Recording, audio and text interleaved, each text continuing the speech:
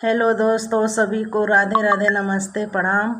और बताइए सब लोग कैसे हैं। उम्मीद करती हूँ सब लोग स्वस्थ होंगे, मस्त होंगे, अच्छे होंगे। देखिए एक छोटा सा सुहाग गीत है, अच्छा लगे तो चैनल को लाइक सब्सक्राइब ज़रूर करिएगा। वीडियो को फुल वॉच करके सुनिएगा। वीडियो अच्छा लगे तो कमेंट लाइक शेयर ज़रूर करिएगा।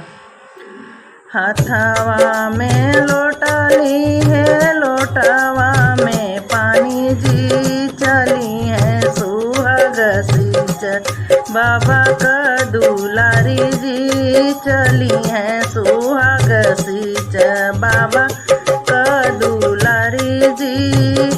गिरी गए लोटवा ढरकी गए पानी जी सुसुकी रोआ बाबा का दुलारी जी सुसुकी रोआ बाबा का दुलारी जी।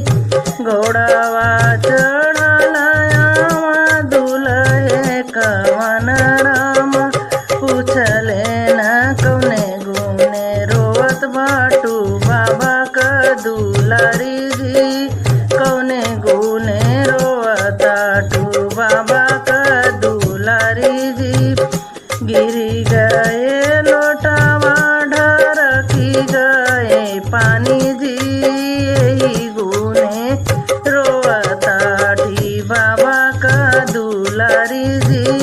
गिरी गए लोटावा ढरकी गए पानी जी वही गुने रोवताटी बाबा का दुलारी जी वही गुने रोवताटी बाबा का दुलारी। नदी देव चरखीता भरी देव पानी जी लहराना लगी न सुहागवा का क्यारी जी।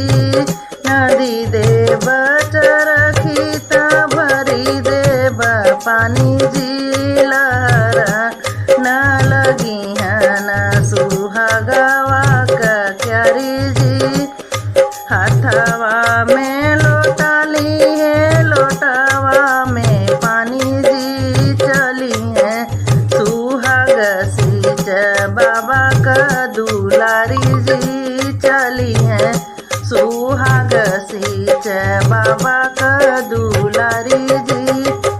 सभी को अपने चैनल में तहे दिल से धन्यवाद करती हूँ और सभी को राधे राधे हमारी तरफ से।